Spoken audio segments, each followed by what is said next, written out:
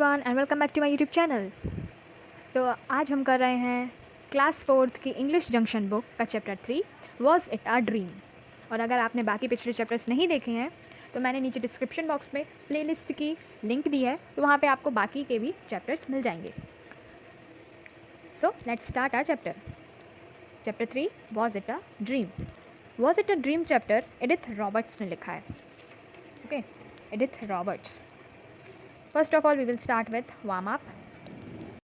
Have you ever gone fishing or seen people catch fish? क्या आपने कभी देखा है कि लोग मछलियाँ पकड़ रहे हैं, या आपने कभी खुद ही ट्राई करा है? Talk to your partner about your experience. तो इस एक्सपीरियंस के बारे में अपने पार्टनर से बात कीजिए। Fishing can be a very relaxing activity. Here are pictures of some things you might need for fishing.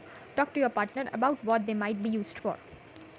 अब जो फिशिंग है वो बहुत ही एक रिलैक्सिंग एक्टिविटी हो सकती है, उससे हम बहुत ही रिलैक्स और अच्छा फील कर सकते हैं।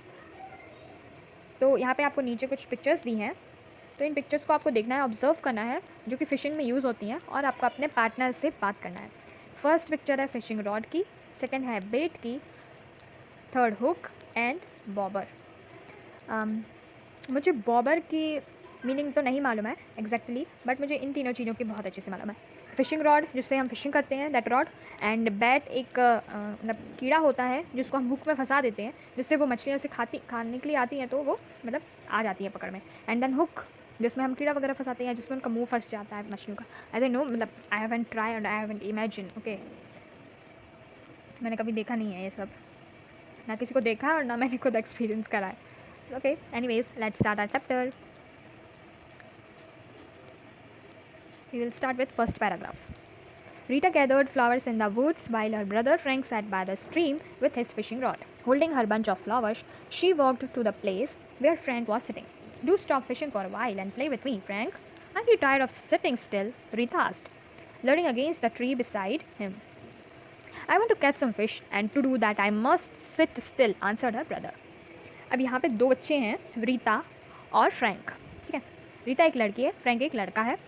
जो रीता होती है, और एक और बात, वो दोनों भाई बहन है, रिलेशन में वो लोग भाई बहन है। रीता जो होती है वो कुछ फ्लावर्स कलेक्ट कर रही होती है, और जो उसका भाई है फ्रैंक, वो नदी के किनारे या स्ट्रीम के किनारे बैठकर फिशिंग कर रहा होता है फिशिंग रॉड से। और वो अपने हाथ में एक फूलों का गुच्छा पकड़ी होती है, और वो अपने भाई के पास जाती है और कहती है कि ये सब बंद करो, please stop doing this fishing, और मेरे साथ खेलो। क्या तुम बोर नहीं हो गए हो ऐसे एकदम सीधे बैठे बैठे? फिर उसके बाद उसके भाई ने कहा कि मुझे कुछ मछलियाँ पकड़नी है, और अगर मुझे मछलियाँ पकड़नी है तो मुझे ऐसे ही सीधा बैठा रहना होगा, क्योंकि अगर मैंने ज़रा सा मूवमेंट करा तो मछलियाँ भाग जाएंगी। Then we will move towards the next page.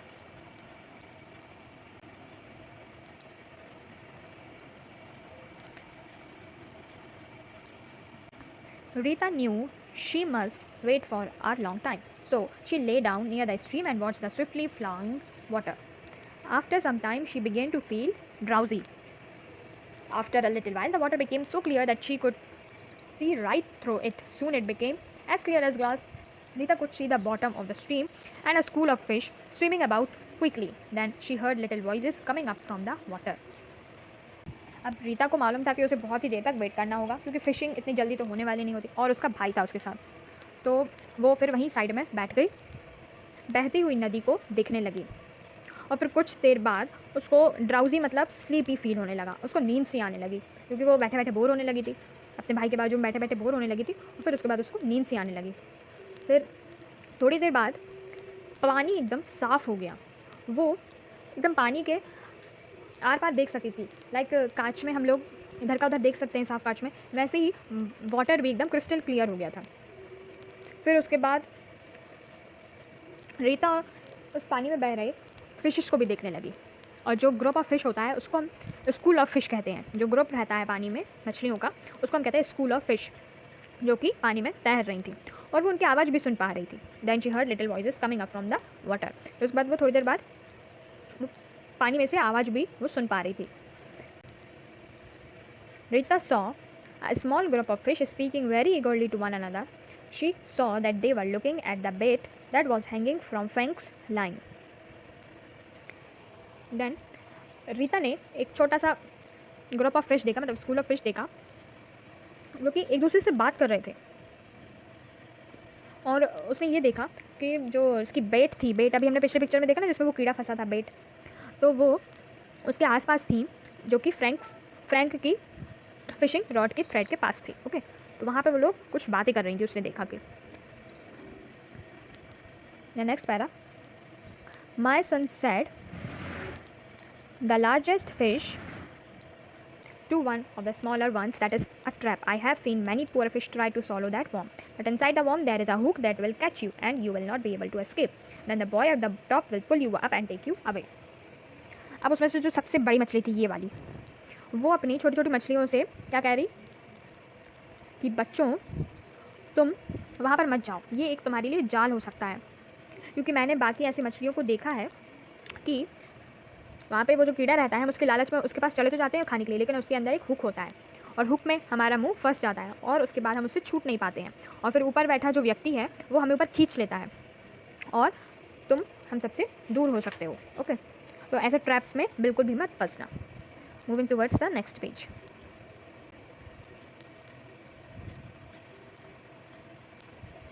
But mother cried the little fish, I want to have just one bite. I'm sure that it will not harm me. Rita wanted to call out and tell him that his mother was right, but she was not sure if they would be able to hear her. लेकिन एक छोटी सी मछली इनमें से कहती है कि लेकिन मम्मी मुझे सिर्फ उसका एक बाइट खाना है और मैं श्योर हूँ कि वो मुझे कोई हार्म नहीं पहुँचाएगा। अब ये सब बातें जो रीता सुन रही थी तो उसका मन कर रहा था कि रीता उनसे भी बात करे और उस छोटी सी मछली को समझाए कि हाँ तुम्हारी मम्मी सही कह रही है, तुम उसके पास मत जाओ, तो नहीं तो तुम पकड़ा जाओगी, तुम फंस जाओगी। ऐसा उसका मन कर रहा था, लेकिन फिर वो डाउट में आ गई कि ये मछलियाँ मुझे सुन भी पाएंगी या नहीं सुन पाएंगी। She was not sure about it. Next, for a few minutes there was a silence in the water. Then suddenly the little fish moved forward and tried to swallow the worm. The next moment he was caught in the hook. His mother swam towards him immediately. Come and help, she called in a worried voice. All the other fish surrounded the line and came caught hold of the little fish tail and held on. Rita got very excited and jumped up from the bank. फिर कुछ minutes बाद क्या हुआ, पानी एकदम शांत हो गया, कोई भी आवाज़ नहीं आ रही थी पानी से। लेकिन फिर एकदम से क्या हुआ, जो वो छोटी सी मछली थी वो उससे फिशिंग रॉड के हुक के पास जाने लगी, जहाँ पे वो बॉम फंसा था ना, उसके पास जाने लगी और उसको खाने की कोशिश करने लगी, और दूसरे ही पल वो हुक में फंस गई। फिर जल्दी से उसकी जो मछली मम्मी थी, ओके, वो उसके पास तैर के गई, ओके, क्योंकि वो हुक में फंस गई थी। और फिर वो बहुत ही घबराती हुई आवाज़ में चिल्लाई, कम एंड हेल्प, जल्दी आओ और मदद करो।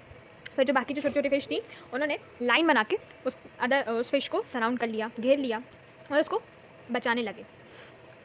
फिर रीता ने जब ये सब देखा तो वो बहुत ही एक्साइटेड हुई और वो कूदने लगी। The next,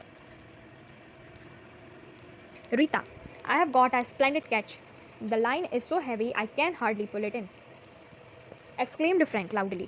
Rita suddenly remembered where she was and realized that she must have fallen asleep. She walked slowly towards Frank, thinking about her strange dream. अब उसका भाई चिल्लाता है फ्रैंक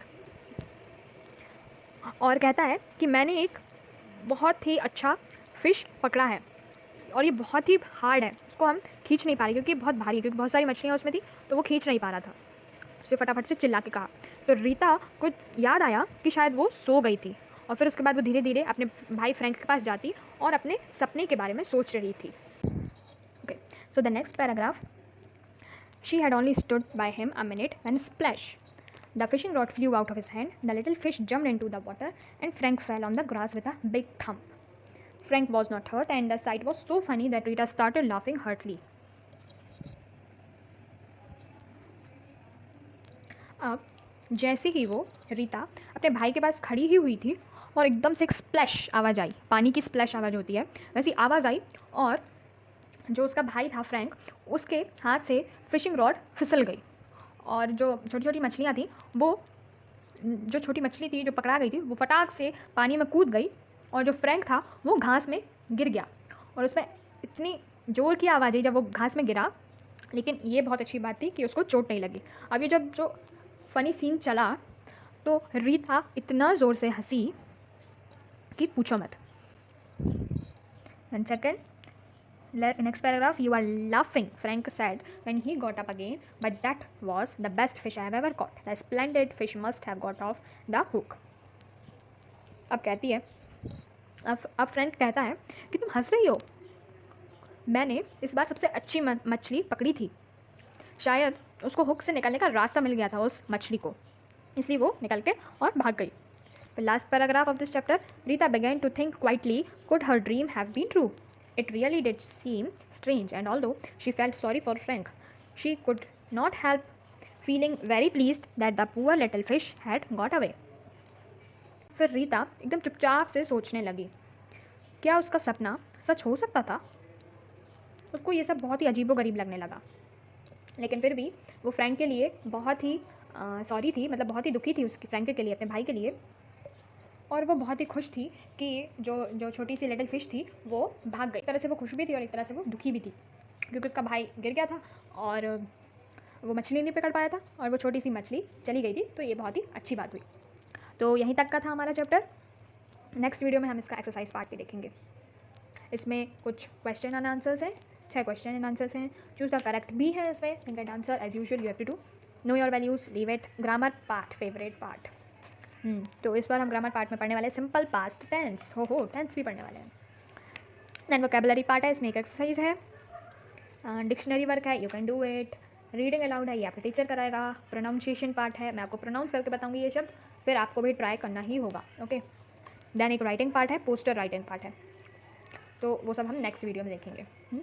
और आपको अगर नेक्स्ट वीडियो का नोटिफिकेशन चाहिए तो फटाफट से चैनल को सब्सक्राइब कर दीजिए, ताकि आपके फ़ोन के भी टिन टिन बज जाए and you can get all my notification. Okay. Video अच्छा लगा तो लाइक कीजिए और अपने फ्रेंड्स के साथ भी शेयर कीजिए। ओके, सो बाय बाय, स्टडी वेल।